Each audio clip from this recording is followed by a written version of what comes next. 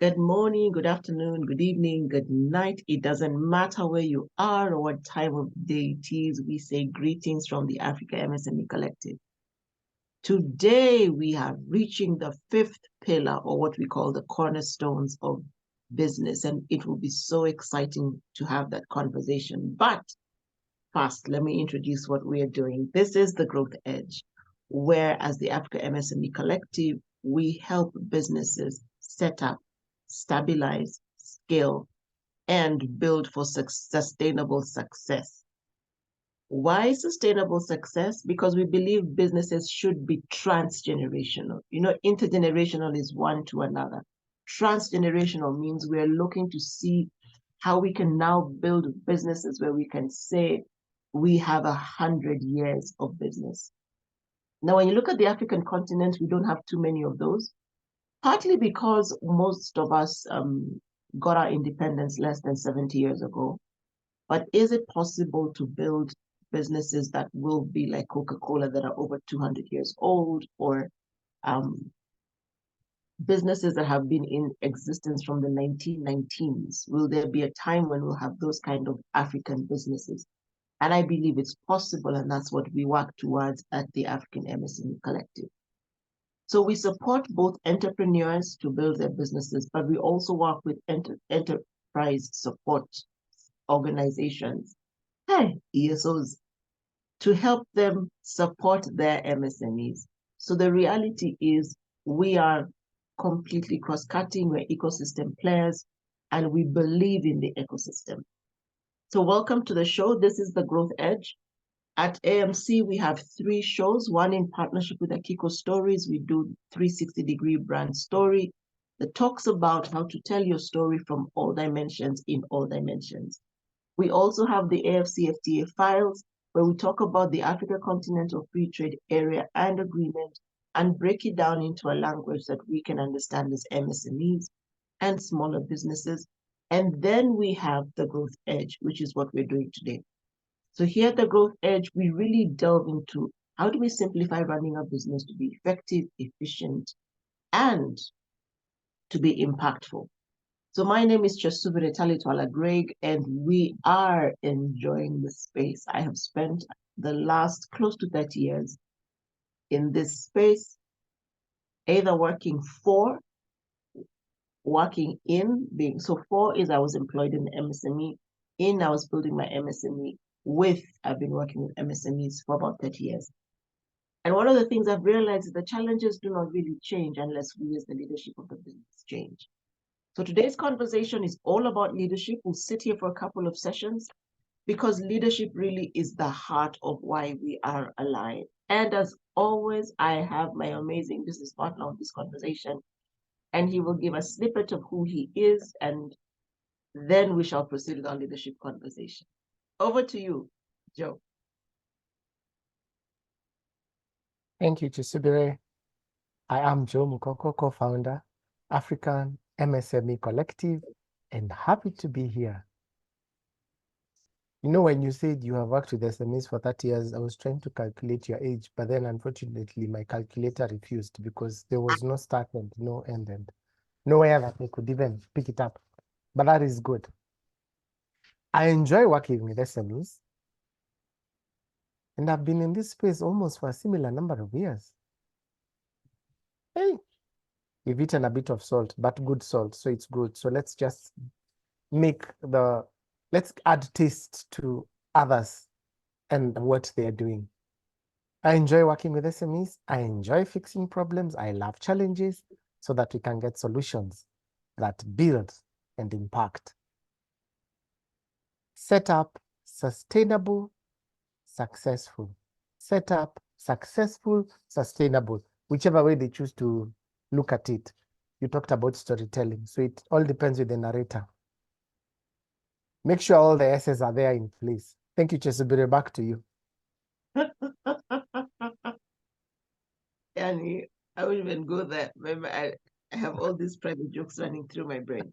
Anyway, so the conversation today is leadership. We have been talking about what we call the 5 foundations of a good business. And we've done planning, organizing, control, evaluation, now we're at leadership. And we looked at planning as the way to redefine success. Organizing is the value of order and flow. Control is how you unlock profitability. Evaluation is the art of measuring, which unlocks growth. So tell me, Joe, having been in this space for so long, when we look at things around us, what is a good definition of leadership? There are 3 million definitions of leadership. But when it comes to this space where we want to be practical, what do you define leadership as? Thank you, Chesubere. Indeed, there are 3 million definitions. When I was getting ready for this show and played back even the leadership courses we've attended, some of them with you, different definition all the time. But then there is a common base or foundation, what we would define leadership as. And I would say it is about inspiring and motivating others to achieve a shared objective or goal. Let me use goal. SMEs tell us when we use objective, we make it look like it's a very big thing. Now, because we are talking to SMEs, it's about inspiring and motivating others to work together. You achieve a shared goal. And so you see, when you influence, you're not just influencing your team, but also your stakeholders, who include your customers, your suppliers, regulators. There are times we even land into trouble with regulators, but how do you make them see your point of view? And then they help you be able to move. So these are shared, there has to be a shared goal. There has to be a shared goal. I like that, inspiring and motivating others to achieve a shared goal. No, it strikes me that it's possible that I could think I'm a leader and I'm not. Who are you motivating? Who are you inspiring? Who is following you? You know, it reminds me of those days. Do you remember the olden days when there used to be voting using, okay, for our viewers across Africa? It was called Mlolongo, but it was a queue system. And you've campaigned and you've spent 3 months campaigning. I think campaign period used to be exactly 3 months. Parliament is adjourned. You go and campaign, and then you feel like you have an impact, and you have talked to people. You've sold your agenda. You've talked about your agenda. On the day of voting, when you get to the ballot and you stand, you realize behind you, there is no one.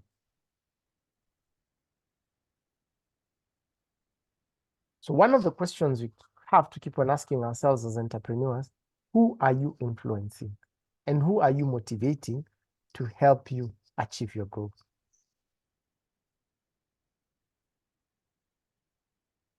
Even if it's just one person, you still have one person to lead. And that means you also have to believe in the goal to motivate yourself, because you are the first person you need to manage. You are So writing very many notes until I'm worried. leadership starts with self then? Yes, leadership starts with self.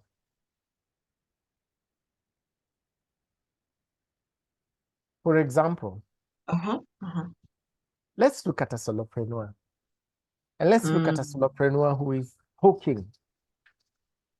One of the most difficult businesses to do is to hook. Because I agree. I've tried it. You've tried it, eh?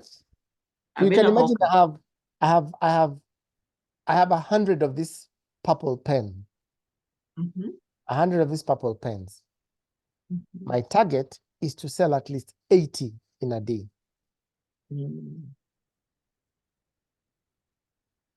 Now, hawking means you will not stand in one place. True? True. You have to keep on moving around. And as you keep on moving around, you have to remain or stay or look for ways of being motivated, because you can imagine, easy. oh, sorry, these 80 of them, you need to sell 80 of them. If you do not sell 80 of them, you've not hit your targets. How do you keep yourself motivated? And tell yourself, I'm selling the best Apple pens in town. Mm. And the motivation needs to show, because your motivation will inspire us. Mm. If I approach you with this pen and I'm like, sorry for using the word madam on you, but that's how they talk to you on the street because they're being courteous. Madam, I'm selling these pens, these purple pens. And what question would you ask me? So? So you see, if you respond to me that way, I need to have a better comeback and show some level of enthusiasm. Or actually, that may not be the true response. The true response will be, see you later. Not today. Not today. Okay. And not today, I have to then be able to make you give me 1 more minute to tell you why you should, what is this called? It's called a $SP10 pen. Why you should purchase a $SP10 pen. And depending on the level of enthusiasm that I show, you will either give me additional minutes to listen or you will simply walk away. So it starts with self. I like that, because then it means that one of the measures of our capacity to lead is not just that we give orders, but that people actually achieve the common goal that we're working towards. Exactly. But that also means my personality will play into my leadership style. So let's talk about leadership styles. I know, like I said, there are 3 million leadership definitions. We have so many definitions of styles. But I think in the SME space, we can pick a few and just reduce the focus. So if my personality is playing into how I lead my team,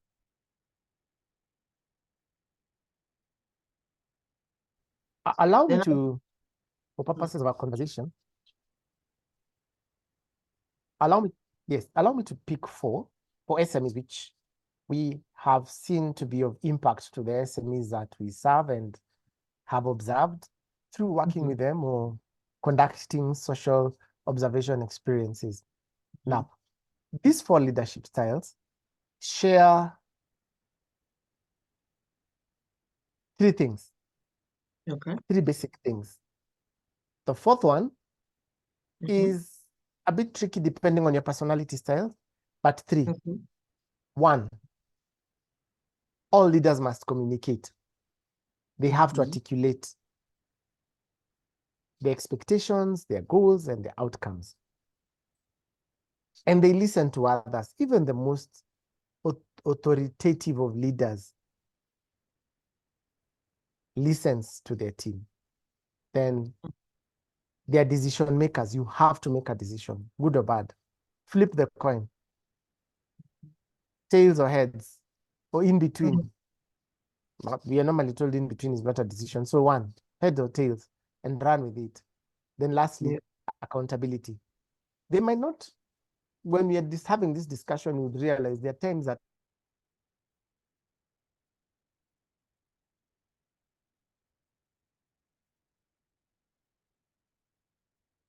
leaders will not hold themselves accountable, but there's a level of accountability in that they will have to.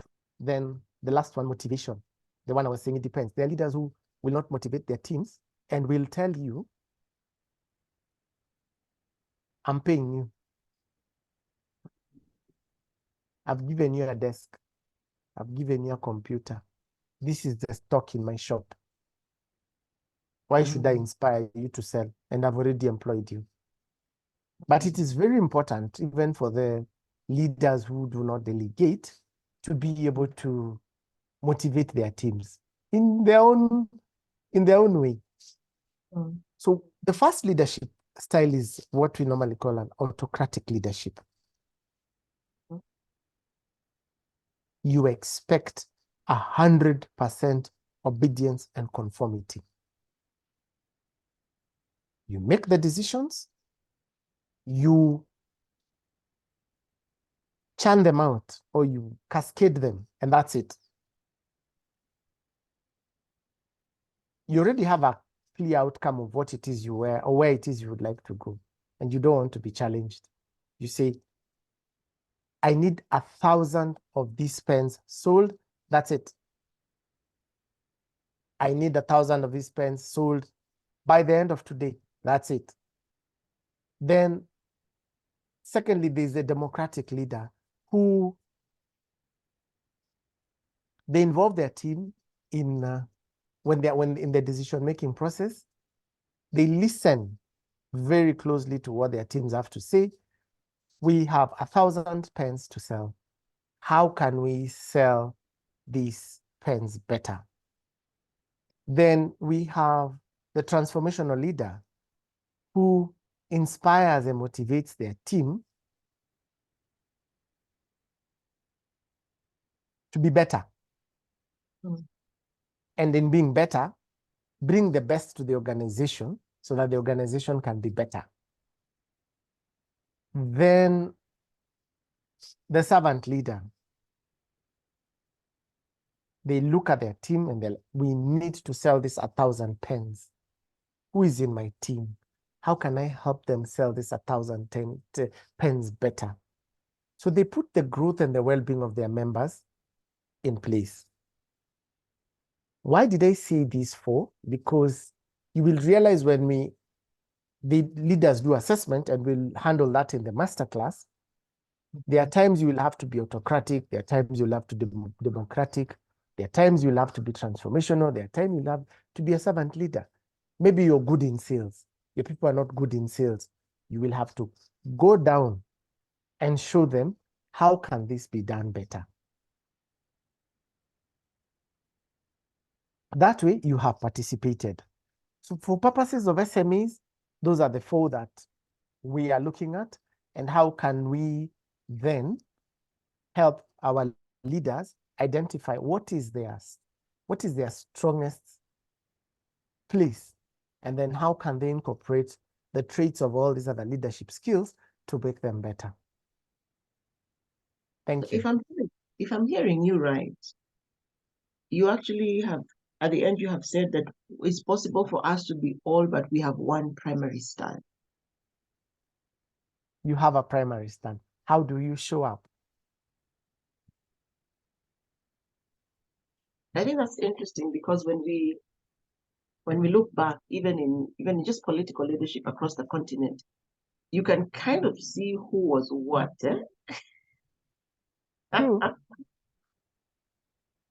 And then it also makes sense, because there is a place where, when it comes to even discipline and correction, then you must be autocratic and have no gaps, because then there's one standard. But you would also have had to just take time to listen to why people are doing certain things. But if you haven't set the standard, then there's anything is game, anything goes. Anything goes and becomes hard. I don't know if you've ever worked for this kind of SME. I worked for an SME where there was 85% of the leadership was autocratic.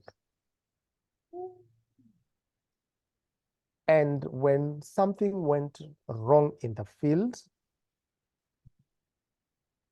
as management, we had to craft a response for the board of directors in a way that they would take in the feedback and iterate their decision.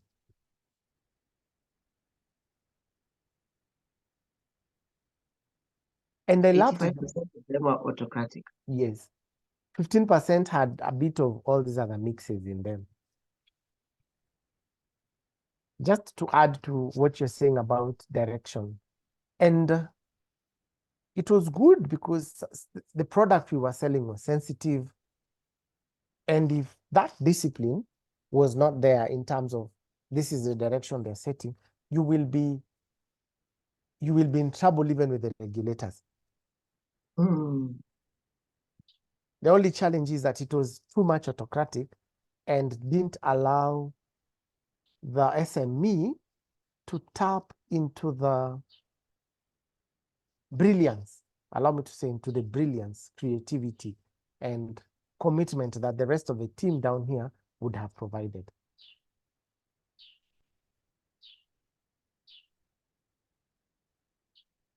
Okay. That has taken my mind in so many places, but let me keep the script of today. I know you're playing back the places you've been and trying to assess how did they handle things? Yeah. How are these guys? What went wrong? What could be salvaged? But the thing I'm seeing, the common thread I'm seeing is many of us as MSME leaders are autocratic because of fear. We have gaps, right? And we don't want our teams to know we have gaps. So it becomes my way or the highway. And the teams can see your way is not taking us anywhere, but it's your way or the highway. That's really where my mind went, because by and large, we very often tell our team, it is my business. I put down the money, I'm paying your salary. So it is my way that goes. And all they're asking us is to tweak one little thing. And they're not questioning our authority. They're not questioning us, but because they ask us an unanticipated question, we become defensive. So then autocratic leadership becomes our default. And I'm just seeing, that's what was always playing through my mind. Wow. The fear is real, and maybe we'll deal with it at some point. The fear is real. But yes, true. When you say that, and I play back and I look and I'm like, okay, what causes them to fear? Maybe when you have talked about that, I'm thinking in part of the conversations later, can we talk about team formation and team management? How do we take away the fear of the founder?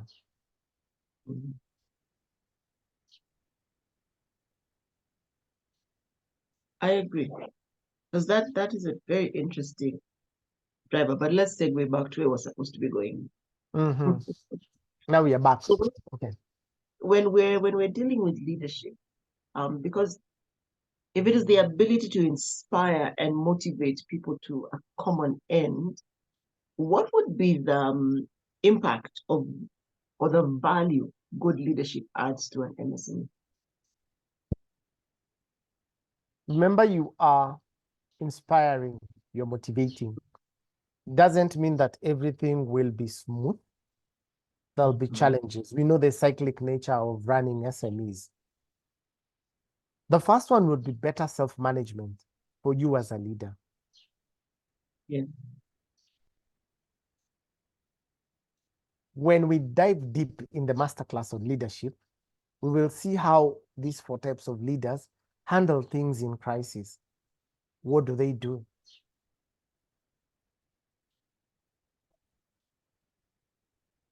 So better self-management. How do you handle your emotions, the emotions of your team, your self-awareness, your own communication style and communication skills? You improve this, then you become a better self-manager. That even if you're autocratic and the team steps in, they'll not be scared to come and tell you the machines are broken down. Because if you are dealing with an autocratic leader and then you go and say the machines have got broken down, next question is, how did they break down? Now, it's a machine, it can break down. But the tone and terms in which they put it will make you as the employee seem like you're the one who broke the machines down. So one, better self-management. When you have better self-management, then it leads to team cohesion. The team is looking at you to inspire and motivate. So even in a crisis, I can calm myself down. When I calm myself down, the team is speaking for me. I'm already establishing a good culture that even when there is a crisis, Tulia, oh, sorry, calm down. Okay? Then you're able to inspire others. If this is me, I'm managing myself better. I have brought the teams together.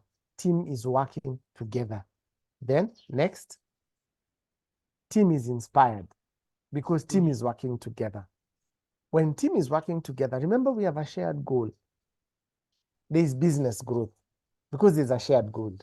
They're inspired to deliver. Then this business growth leads to goodwill. The team has goodwill. The team gives you goodwill. The team grants you goodwill. The team accords you goodwill. And the goodwill means better commitment, better creativity, better connection. Who benefits? The customer. Yeah. They become the team's first cheerleader. And even if this $SPT10 is not the best in the market, we'll push this pen. It will go. We will find our niche. We will find our customers. We will find our fan base. It's taken me to the thought about when the customer is committed to the product, then they will bring us true feedback, which will allow us to iterate and improve, and it consistently fuels our growth. True. It blows my mind how such a simple conversation about leadership actually ends up at customer experience. When we play back and we send our teams and we commission our teams to go out to work or to stay in the shop and sell, if as a leader, there is no cohesion and you've not inspired them to sell, remember you've told them, I've employed you, period. I need you to deliver, period. How are you inspiring and motivating them to work for you? And let's assume you have a shop. Let's look at a shop selling items, maybe clothes or home decor or cakes or whatever product it is they're selling. And the customers walk in. Depending on how they find the shop attendant, if the shop attendant is not enthusiastic, does not look motivated, if my $SPT10 has a problem, will I tell you? Yeah. I'll walk away. But if I am seeing there's a feature that can be improved in the $SPT10 pen, then what will I do? I will give you the feedback. Very true. You give the feedback back to the leader and say, I think this is what we can do. Or this is the feedback I'm getting back from customers. I'm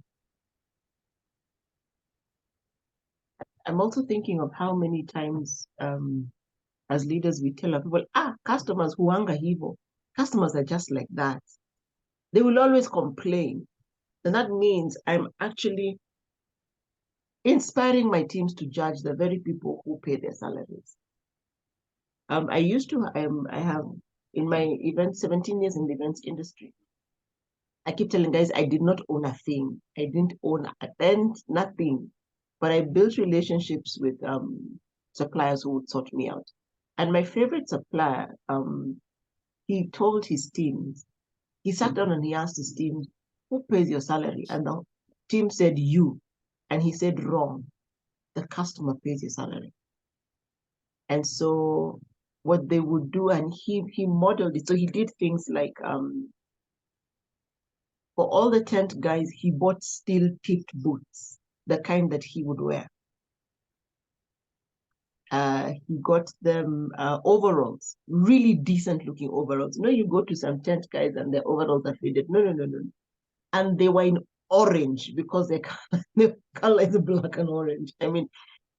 But when they went to site, if he was amongst the setup crew, he dressed like them. Okay? And so what they began to realize is the customer is the most important part. And then he taught them that if you're not happy with your setup, your customer is not happy with the setup. So there was a time I had an event in Mombasa and I was in Nairobi and I called him, Yo Njoro, there's a site in Mombasa. He laughs. He's like, I'm in Mombasa. Nikoko stores. I'm like, Sawa, go to this site. So he went, he called me from site. He's like, I said, stand at this bunch of rocks. Because in my mind, I knew I couldn't go to site my supplier. Like, you see those rocks, walk until it's flat. I was like, aha, nimefika. Like, okay. So what I want is a dome this size, da da da da da. He's like, perfect, that size would fit. He didn't come for the event. So what he did, he called me and he said, I might come, I might not. But I have sent you my best 3, the ones who work best with you. And then he sent his best 3 plus casuals. So what happened, because we were running a conference at one of the 5-star hotels close by, they got to site when we were busy setting up for the event. So same story. You see those piles of stones? Walk until the land is flatty. He's like, I'm like, will the dome fit there? Yeah, they put it up. Then I went, so that was they arrived on maybe Monday morning.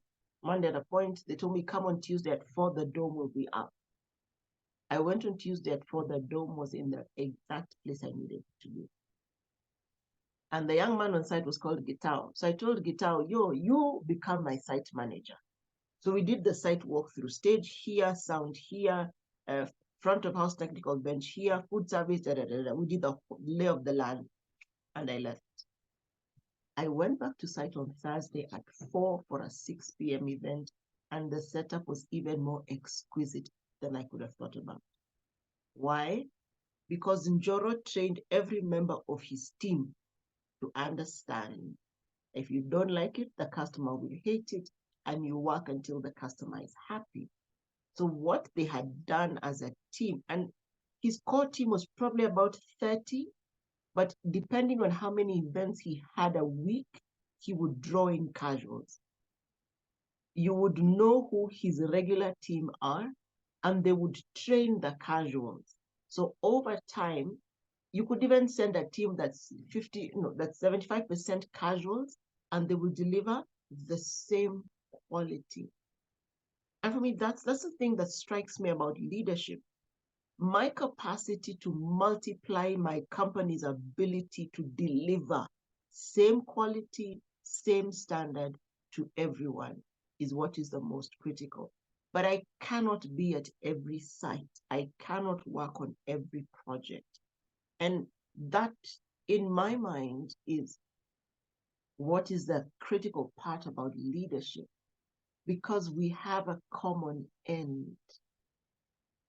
So the thing that where my mind is ending this conversation for myself is, do I have a clear vision of the common end? And can I be held to account for that vision? Because if I'm to inspire, even here in AMC, if we're to inspire the team to accomplish this setup, stabilize, scale, and grow for sustainable success, is our vision clear enough that when we dispatch Nshemererwe, when we dispatch Cindy, when we dispatch Steve to the ground, would they deliver as we, the founders, see it? What would be your parting shot? That's my parting shot. So trust me, we're calling Thank you, Chisubire. Yes, thank you for that. While you were speaking, and I had a parting shot, so I'll add to the parting shot. Rule number 1, have an accountability partner as a leader. Get a mentor, get a coach, get a role model, but be accountable to someone. The accountability will ensure that the clear vision that you've articulated can be delivered in a way that is authentic, intentional, and adaptable.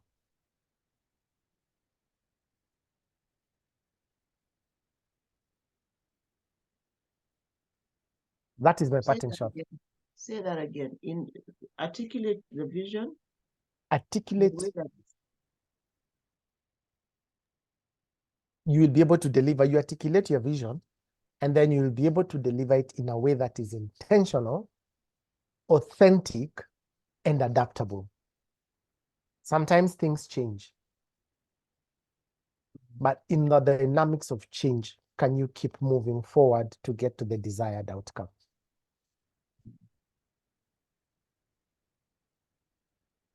If no one holds you to account, you cannot be better. You will run around the way you want. You will not even take the leadership assessment skill that we will give our leaders during the leadership masterclass, so they know where to fit in and how to run. That is so powerful. If no one holds you to account, you cannot be better. What I completely love about these conversations is that even as we plan the direction they're going, they become a massive challenge to us. And one of the things we have purposed at the Africa MSME Collective is to never ask anybody to do something we're unwilling to do. And that is because many times in the scheme of things, we go to school, we go to classes, we're taught to do these things. But the people who are teaching us, one, may doing it from a purely theoretic place, or two, they think it's for the students and not for them. Yes. So we promise you that here at the Growth Edge, everything we ask you to do, everything we share, we've either done before, are currently doing, or are progressing towards. The reality is we are not perfect, not by long shots. And maybe one day, Joe, we need to come and tell all those failure stories. We've both done businesses that have either collapsed or closed for different matters. We have both failed significantly.